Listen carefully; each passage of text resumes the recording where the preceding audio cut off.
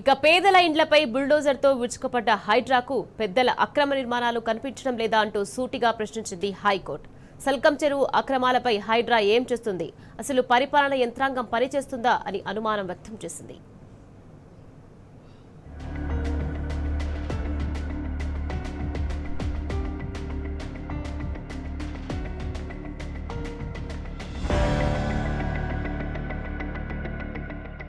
హైడ్రా తీసుకుంటున్న చర్యల్లో వివక్ష ఎందుకు చూపుతున్నదని, పేదలు మధ్యతరగతి ఇండ్ల కూల్చివేతలో చూపుతున్న ఉత్సాహం పెద్దల అక్రమ నిర్మాణాల విషయంలో ఎందుకు కనిపించడం లేదని రాష్ట్ర హైకోర్టు ప్రశ్నించింది.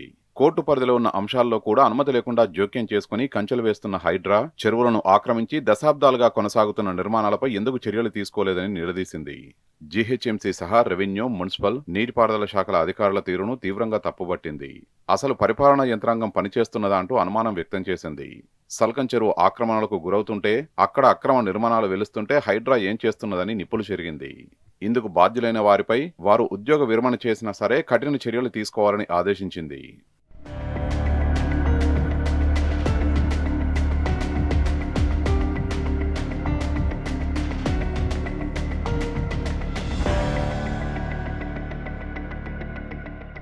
హైదరాబాద్ చాంద్రాయణగుట్టలోని సల్కం చెరువును ఆక్రమించి నిర్మాణాలు చేపట్టిన ఓవైసీ విద్యా సంస్థలపై చర్యలు తీసుకోకపోవడాన్ని సవాల్ చేస్తూ దాఖలు చేసిన పిటిషన్పై జస్టిస్ ఎన్బి శ్రవణ్ కుమార్ విచారణ చేపట్టారు. సల్కం చెరువును ఆక్రమించి నిర్మాణాలు చేపట్టిన barrister Fatima Owaisi educational campus, Salaria Millat educational trust అంశంపై కోర్టు తీవ్ర ఆగ్రహం వ్యక్తం చేసింది. 2014 నుంచి నిర్మాణాలు కొనసాగుతున్నా అధికారులు ఎందుకు కళ్లు మూసుకున్నారో జవాబు చెప్పాలని నిలదీసింది. ఈ నిర్మాణాలకు అనుమతులున్నాయా లేదా అన్నది కూడా అధికారులు పరిశీలించకపోవడాన్ని తీవ్రంగా తప్పుబట్టింది. పలుమార్లు ఫిర్యాదులు వచ్చినా చర్యలు తీసుకోకపోవడం, పర్యావరణానికి నష్టం జరుగుతున్నా స్పందించకపోవడం ఏమిటని మండిపడింది. ఈ విషయంలో హైడ్రా ఎందుకు చర్యలు తీసుకోలేదో స్పష్టతనివ్వాలని నిలదీసింది.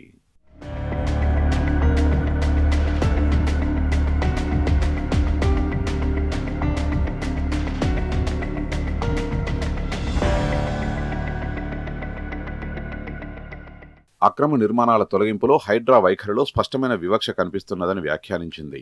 సుప్రీంకోర్టు ఆదేశాల ప్రకారం చెరువులు, రహదారులు, ఫుట్పాత్లు, రైల్వే లైన్లకు సంబంధించిన ఆక్రమణలకు తప్పనిసరిగా తొలగించాలనే స్పష్టమైన మార్గదర్శకాలు ఉన్నప్పటికీ అధికారులు ఎందుకు అమలు చేయలేదని నిలదీసింది. ఓవైసీ నిర్మాణాలకు సంబంధించి ప్రారంభం నుంచి ఇప్పటి వరకు బాధ్యత వహించిన అన్ని శాఖల అధికారులపై సమగ్ర విచారణ చేపట్టాలని, ఉద్యోగ విరమణ చేసిన వారినైనా విడిచిపెట్టకుండా బాధ్యుల్ని చేయాలని ప్రభుత్వ ప్రధాన కార్యదర్శికి సూచించింది. ఎంఏయుడి ప్రత్యేక ప్రధాన కార్యదర్శి ఆధ్వర్యంలో విచారణ జరిపి ఎవరు తప్పు చేశారో గుర్తించి కఠిన చర్యలు తీసుకోవాలని ఆదేశించింది.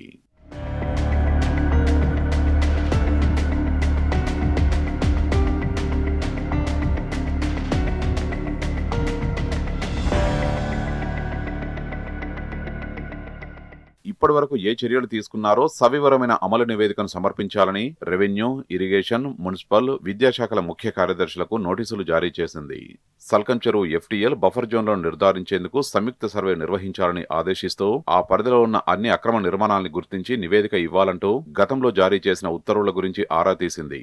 ఓవైసీ విద్యా సంస్థల్లో చదువుతున్న విద్యార్థుల భవిష్యత్తు దెబ్బతినకుండా చూడాలని, అవసరమైతే వారికి ప్రభుత్వ పాఠశాలలు, కాలేజీల్లో సీట్లు కేటాయించాలని ప్రభుత్వాన్ని ఆదేశించింది.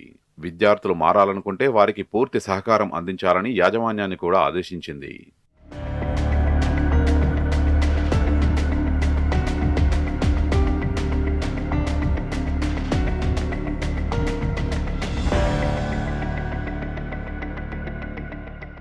హెచ్ఎండిఏ తరపు న్యాయవాది వాదనలు వినిపిస్తూ చెరువు ప్రాంతాన్ని సందర్శించి సమగ్ర నివేదికను సమర్పించాలని లేక్ ప్రొటెక్టర్ కమిటీ చైర్మన్ కోరామని, ఆ నివేదిక అందిన తర్వాత ఎఫ్టీఎల్ బఫర్ జోన్లో నిర్ధారిస్తామని చెప్పారు.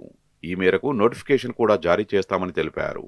జీహెచ్ఎంసీ తరపు న్యాయవాది వాదనలు వినిపిస్తూ సంయుక్త సర్వే నిమిత్తం రెవెన్యూ, నీటిపారుదల శాఖ అధికారుల్ని కేటాయించాలని కోరుతూ కలెక్టర్కు లేఖ రాశామని తెలిపారు. నివేదిక అందగానే లేక్ ప్రొటెక్టర్ కమిటీ చైర్మన్ కు అందజేస్తామని చెప్పారు. దీనిపై న్యాయమూర్తి స్పందిస్తూ 2005 నుంచి నిర్మాణాలు జరుగుతుండగా ఇప్పుడు వచ్చిన హైడ్రా ఇంతకు పూర్వమే ఉన్న అధికారులు ఏం చేస్తున్నారని ప్రశ్నించారు. చెరువుల్లో అక్రమ నిర్మాణాల కూల్చివేత వ్యవహారంలో వివక్ష ఎందుకని హైడ్రాను నిలదీశారు. కోర్టు వివాదాల్లో ఉన్న స్థలాల్లోకి వెళ్తున్న హైడ్రా ఈ విషయంలో ఎందుకు స్పందించడం లేదని నిలదీశారు.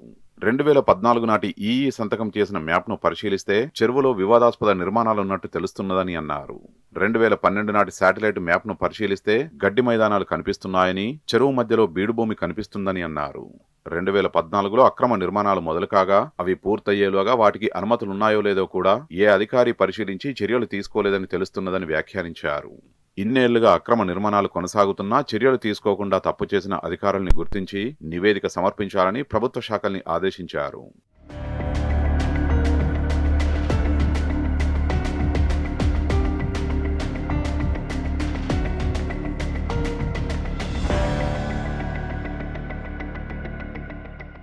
విద్యార్థులను తరలించడానికి చర్యలు తీసుకోవాలని న్యాయమూర్తి ఆదేశించబోతుండగా ఆ విద్యా సంస్థల తరపు న్యాయవాది అభ్యంతరం తెలిపారు. పూర్తి వివరాలతో కౌంటర్లు దాఖలు చేస్తామని, విద్యార్థులకు తామే ఉచితంగా అవకాశం కల్పిస్తామని చెప్పారు.